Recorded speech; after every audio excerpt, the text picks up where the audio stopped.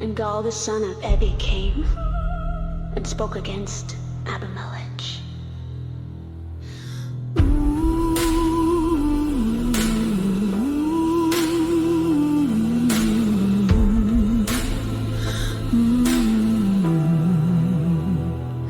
In the feast of pride, the wine runs loud. Gaal stands tall before the crowd. Who is this king?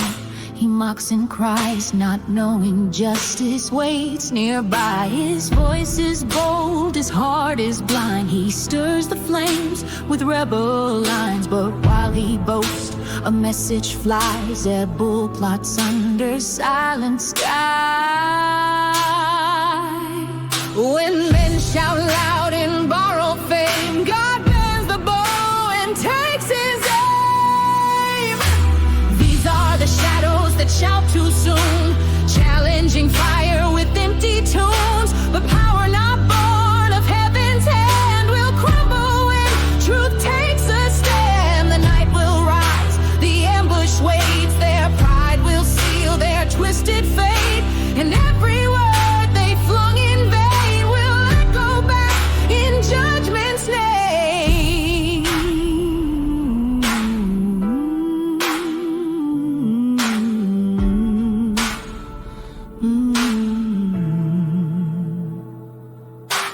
Zebul waits with patient fire. Abimelech draws close, climbs higher. The rebel waits to war's command, but finds no throne, no crown to stand. They scatter fast beneath the sun, their words now swords, their boasts undone. The one who dared to rise so proud fades silent in a weeping crowd.